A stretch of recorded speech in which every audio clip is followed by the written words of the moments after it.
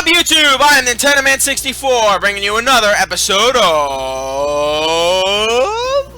Pokemon Leaf Green. In the last episode, we caught a few new Pokemon that we added to our team. Well, not one that we didn't add to our team, one that we did.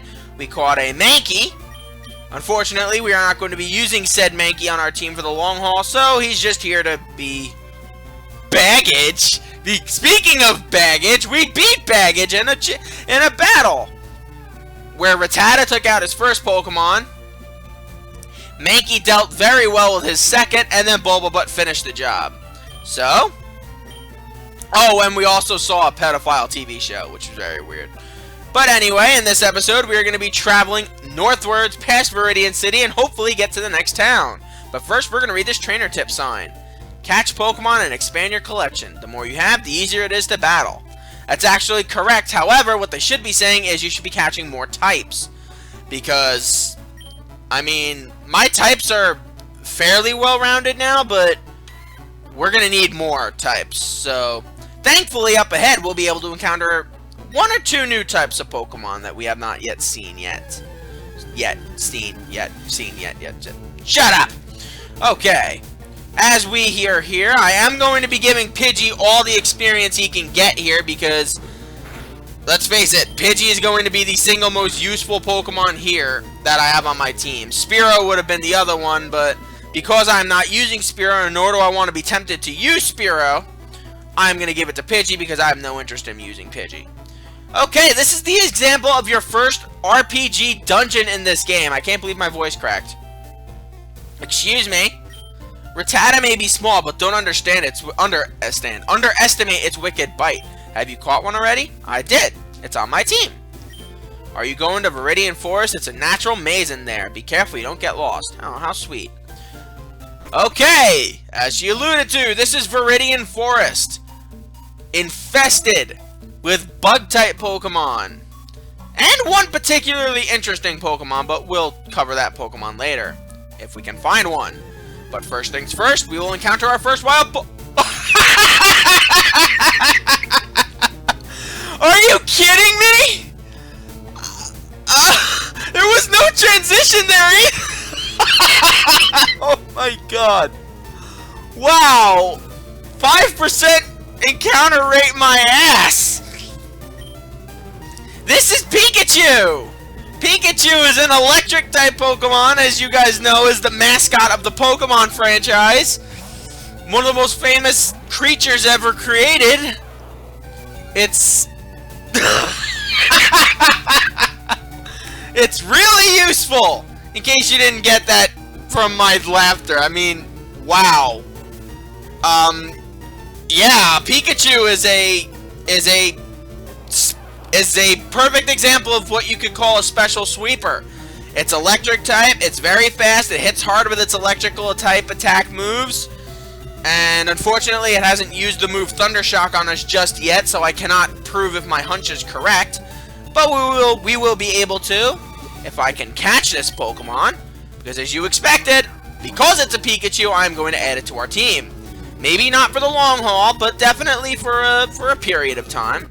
I'd love to have a bunch of extra Pokemon that can do good damage. And Pikachu definitely fits the bill. Wow, I'm still shocked that I caught one, and like, the first Pokemon I saw is a Pikachu. That's amazing. When several of these Pokemon gather, their electricity can build and cause lightning storms. Yeah, we're gonna give Pikachu a nickname. She deserves one. Wow. Kingdom Hearts fans will recognize this name. Name you Larxene. There you go, Larxene. Welcome to the team. Wow. Alright, I'm gonna go heal up Larxene, so I'll be right back, and then we'll get back to covering the real Pokemon you can encounter in Viridian Forest.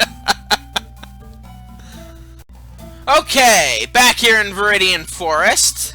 There is one thing I wanted to cover about Pikachu that I did not cover at the moment I had. You notice that Pikachu does not have an item.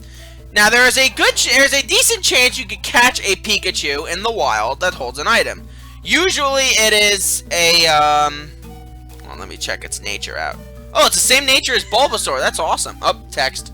I'll deal with you momentarily when I have to cut in a few minutes, hopefully. It's got the same nature as Bulbasaur, but not usually, there's a 5% chance, as I've said before, that you can catch Pikachu in the wild.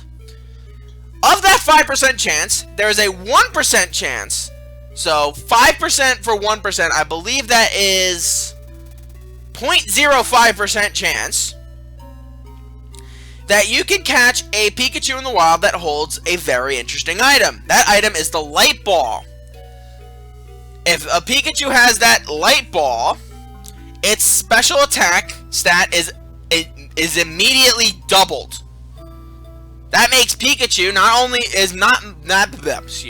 that makes Pikachu an extremely usable Pokemon, even more than its ultimate evolved form, which we'll cover later. My god. I mean, Larxene's attack power would get doubled. Special attack power, at least. So, let's say, out of hypothetically speaking, Larxene's special attack power is 40. That means it's doing 80 damage. If it's doing 80 damage, it's doing 160 damage. 100 damage is doing 200 damage. Larxene would be a tank. Fortunately, we didn't catch one with one, and it's very... I do not recommend you look for one, because you could be looking for hours for looking for one. So... not only that, as we encounter our next wild Pokemon, which we will undoubtedly see more of Caterpie, so I'm not going to cover it right now.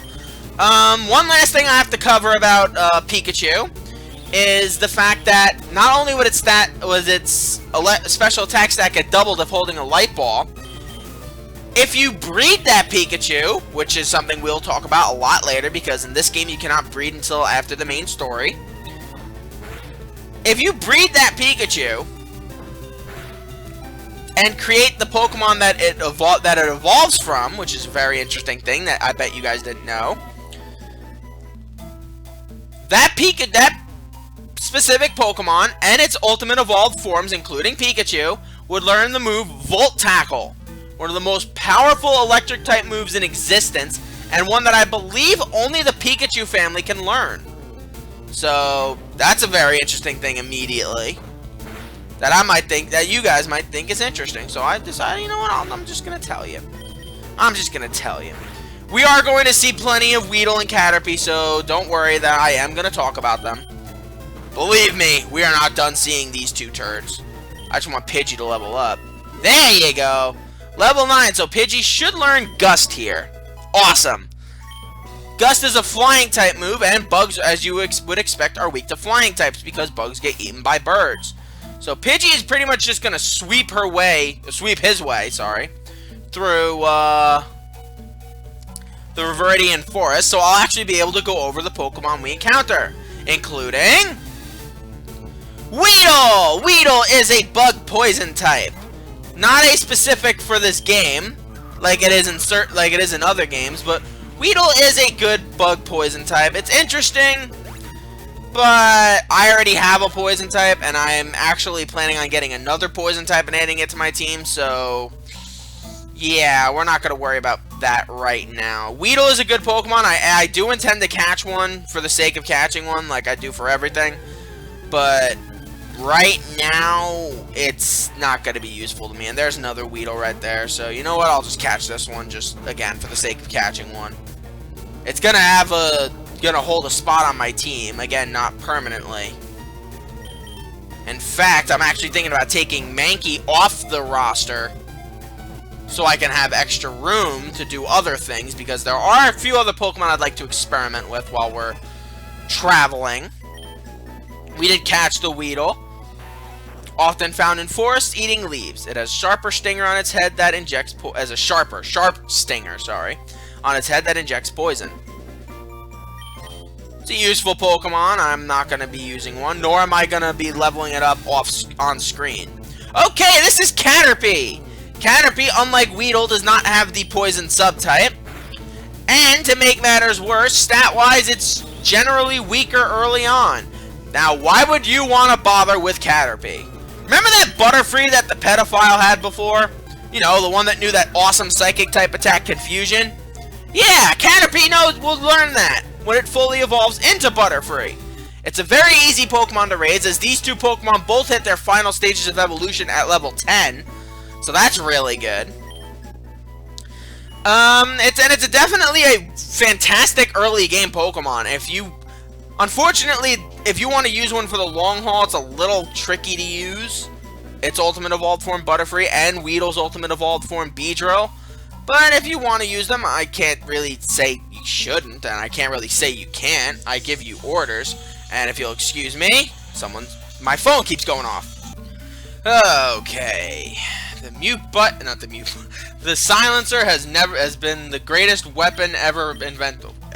Wow, has been the greatest tool ever used on a phone. Screw healing. I need to get through Viridian Forest right now. I'm running dangerously behind schedule here. I was supposed to be done by 5:30 and it's 5:27 right now. Okay, Kakuna! Kakuna is Beedrill's evolved form. Unfortunately, in the wild, its only move it knows is Harden, which means it will not be able to do any physical attacking damage. In other words, catch a Weedle if you want a Kakuna and then raise it up to be a Kakuna. It is the most useless Pokemon otherwise. Its defenses aren't even good enough to warrant you using Harden on it. It's just like the most useless Pokemon in the world. Anything that can't attack is useless. Seriously. Okay, this is our first Pokemon trainer battle that's not up against Baggage. This is Bugcatcher Rick, and he's basically just gonna have high-powered bug types. That's pretty much all the trainers in the Viridian Forest. So if you're looking for something interesting, go look somewhere else. Because this is Viridian Forest for you. Honestly, you know what I think I'm going to do? I think I'm just going to fast forward past these guys, because there's really not much for me to say, personally. There's only one more Pokemon I have to find that I have not given a bio for yet. And that's what Caterpie evolves into before it becomes Butterfree, and I think we're going to run into it. So, yeah, I am going to rush right through this. So, yeah, I'll be right back. You know, after this. Oh, of course it's a Kakuna. Why wouldn't it be a Kakuna? Well, guess I have to make the pun then. Kakuna Matata, right? The voices in my head won't go away. Oh well, I'll be back.